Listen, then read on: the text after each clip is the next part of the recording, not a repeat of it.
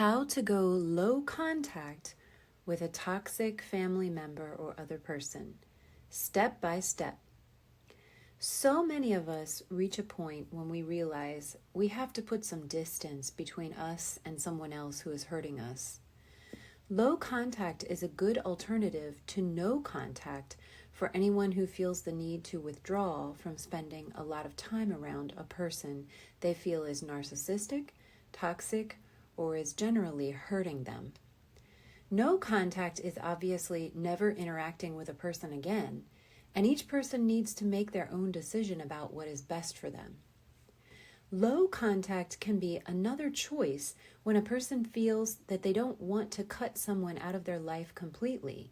They are not in a position to avoid the person right now, or they don't want to lose the other people in their life that would be very upset by their going no contact with that one toxic person.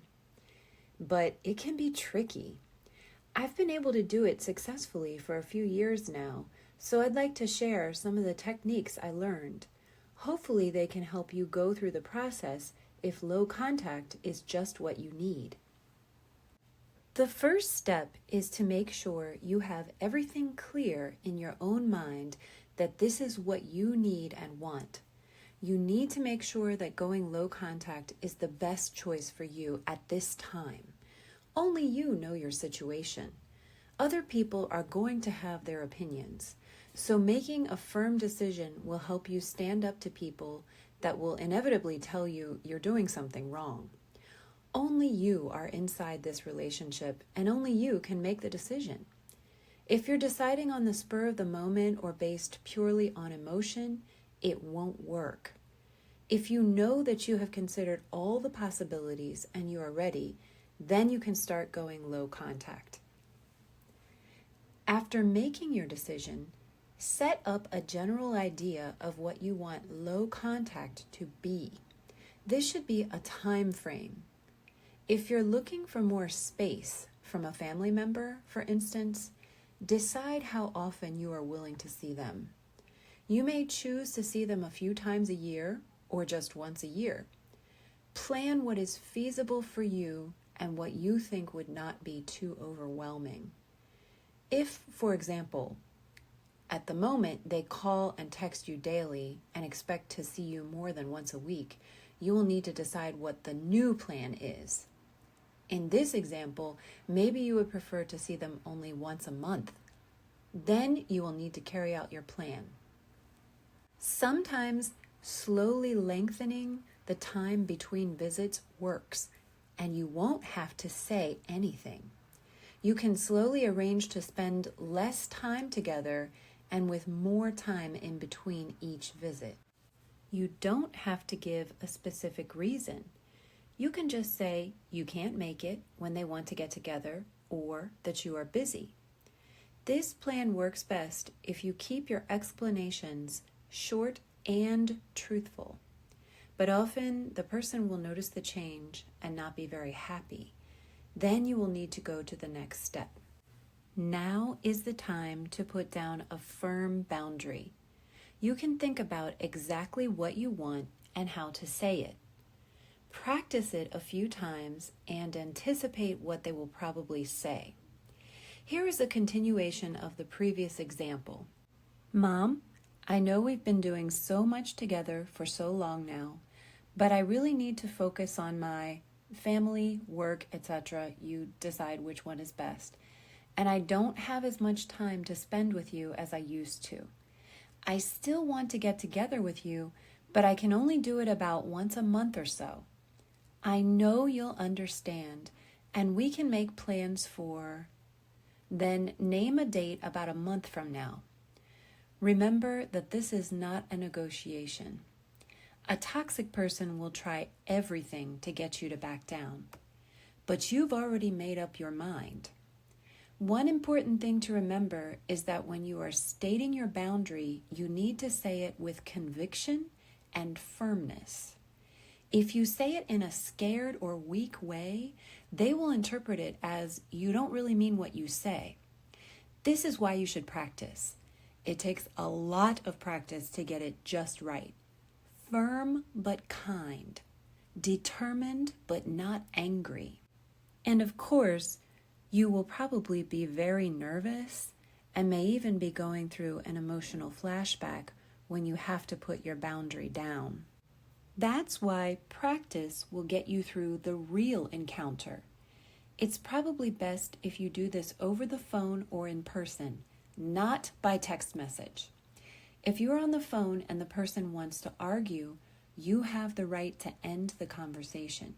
You can be kind, but simply say you will talk to them later. If you decide to do it in person, you should make sure you are somewhere that, if necessary, you can leave after you state what you want without stranding the person in the location. That wouldn't go over well.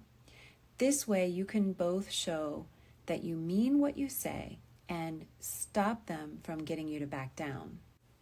After you put down your boundary or slowly increase the time between visits, this is hard, but you can do it. Learn to stop always being available. This can be hard, especially if you are going low contact with a narcissist, because a narcissist exists on supply. They need constant interaction with people in order to get their fix. And before, you were their main fix. So this is the time for you to learn how to not respond or even read some of their texts or answer their calls. What you can do is stop reading their texts as soon as you get them. You can wait a few hours or even a day or more. If it's an emergency, you'll know because you can generally see part of what the text is on your notifications. Of course, everything is an emergency to a toxic person, so it's important that you understand that. You don't have to answer the phone every time they call. They will slowly start to understand that they can no longer get in touch with you whenever it's convenient for them. This is a good solution for when they send unkind texts. It will be unsettling at first, but by not reading or responding right away, you get the benefit of being able to calm down and let the toxic person calm down as well.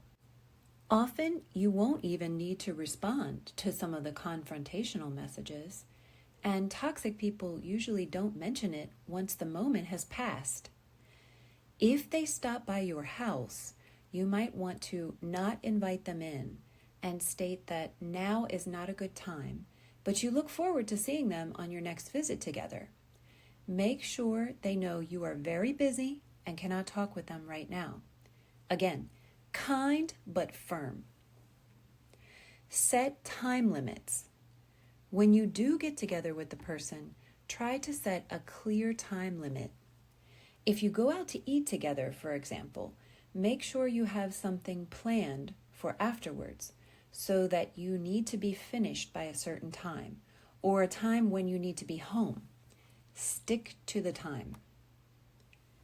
Choose a location carefully. It's important that you pick somewhere that you can leave early if necessary. Going over to the person's home might sound scary, but that way you can leave early if things get heated. If you go out somewhere, it's best if you can meet them there and not travel together unless it's by public transportation. It's important to remember that you have the right to leave if the person refuses to drop a subject or makes you very uncomfortable. You might need to tell them you will leave if they don't change the subject. Then back up your words with action. Do your best not to be angry and quietly and kindly leave. When you are together, you've probably heard about gray rock. This technique is all about shutting any emotion or response down in yourself so that a toxic person can't find anything interesting to interact with. This technique is similar, but not quite as severe as gray rock. What you might want to do: don't share too much personal information. They will use it to create issues later. Don't gossip about others. They will often get things wrong, so even general information about others can be dangerous. Don't react to what they say. Simply remain cheerful and change the subject if appropriate. It's also okay to make a trip to the bathroom if you need to physically get some space. Don't agree to get together again at a time sooner than you want. A narcissist will want you to get back to the old schedule, and they will try to bait you with more frequent times together or even vacations. Don't commit to anything you are not comfortable with. Don't get sucked back in. You know who they are. Any good treatment is temporary. Going low contact will often bring back the best in the toxic person because they want you to remember the good times. You know that they will start hurting you again if you are around them too much. Also, they may become angry or upset because you won't get together with them when they want, and it might be tempting to do so to make them happy or stop their frantic behavior. But any concessions you make will put you right back where you were before. Enjoy the time you are together as well as you can, and let their manipulative behavior remind you of what you have escaped. Does all of this sound exhausting? It can be tough to work out at first, but it can be worth it. It might help to remind yourself of the other relationships you will be saving as a result of not completely cutting the person off. Some things to remember. The person will not like that you have changed the arrangement they put in place. At first, they will probably become worse than ever before and try to guilt you into giving up. They will probably get others to try to pressure you too. If you keep your boundaries firm and remember not to answer the phone or text messages, the person will eventually slow down their efforts. The best thing about low contact is that you can change the plan at any time if you no longer feel comfortable. If you feel that there is too much contact and you're unable to maintain your peace of mind, you can choose to reduce the amount of times you see the person.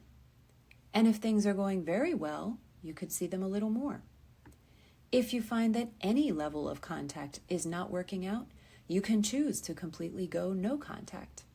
If you try lower contact first, you will know that you tried and it just wasn't the right thing for you. At any rate, it can help to remember that if the person you need to have less contact with was reasonable, you wouldn't have to go through all of this. It is because of their inability to have a healthy relationship with you that you are having to adjust the time spent in the relationship. Remember, these techniques are not appropriate for anyone that may become violent. Please protect yourself and stay away from any person that threatens or causes physical harm. Call law enforcement if you feel it's appropriate.